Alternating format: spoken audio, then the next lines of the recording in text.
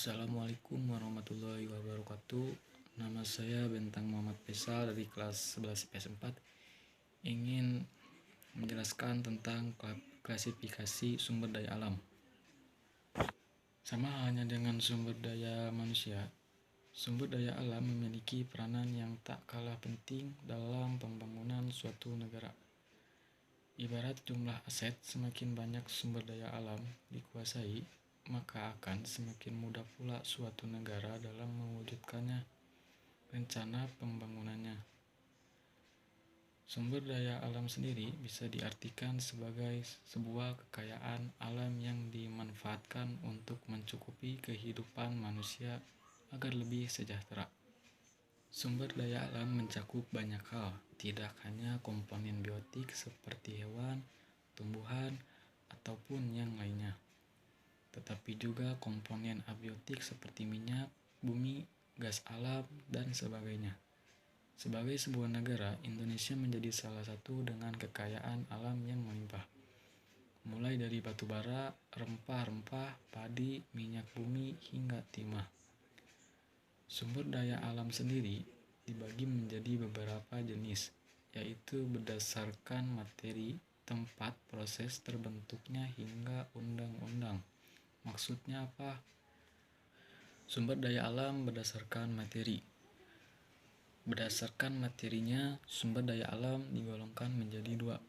Yang dilihat dari bahan dasar pembentukannya yaitu sumber daya alam organik hayati dan sumber daya alam anorganik non-hayati.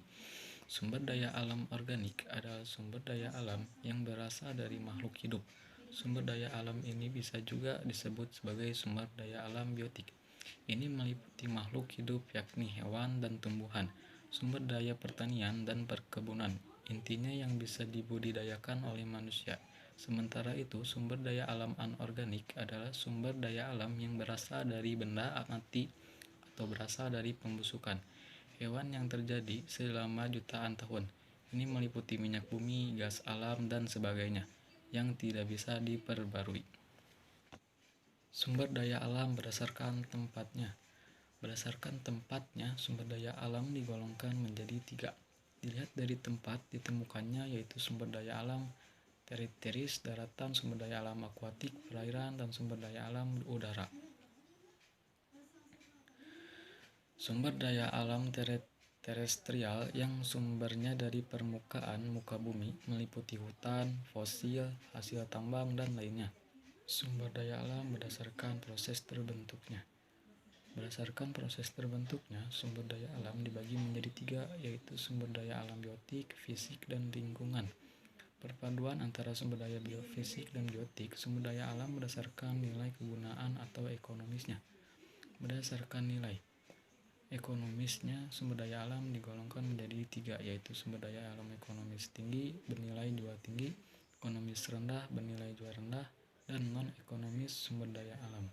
Ekonomis sendiri bisa diartikan sebagai sumber daya alam yang memiliki nilai ekonomis, atau lebih kata lain memiliki nilai jual yang tinggi dan dianggap sebagai barang-barang berharga. Berdasarkan sifatnya, pembentukannya, klasifikasi sumber daya alam berdasarkan sifatnya dibagi menjadi dua, yaitu sumber daya alam yang dapat diperbaharui, renewable resource, dan sumber daya alam yang tidak dapat diperbaharui, non-renewable resource. Sumber daya alam yang dapat diperbaharui dan dapat dibentuk kembali oleh alam dalam siklus yang relatif cepat. Contohnya air, udara, dan tanah. Sedangkan sumber daya alam yang tidak dapat diperbaharui memiliki jumlah yang sangat terbatas karena tidak ada penambahan jumlah dan proses pembentukannya memerlukan waktu ribuan hingga jutaan tahun. Berdasarkan Undang-Undang Nomor 11 Tahun 1976 tentang Pertambangan, sumber daya alam berdasarkan Undang-Undang Nomor 11 Tahun 1976 dibagi menjadi tiga, yaitu golongan A, golongan B, dan golongan C. Golongan A meliputi bahan tambang strategis yang berperan penting dalam kelangsungan kehidupan negara. Golongan B termasuk bahan tambang vital yang merupakan bahan galian yang berperan penting dalam kegiatan perekonomian negara asal akan dikuasai oleh negara, sedangkan golongan C meliputi bahan tambang yang tidak termasuk ke dalam golongan A dan golongan B. Sekian dari saya untuk klasifikasi sumber daya alam. Mohon maaf jika ada salah kata. Assalamualaikum warahmatullahi wabarakatuh.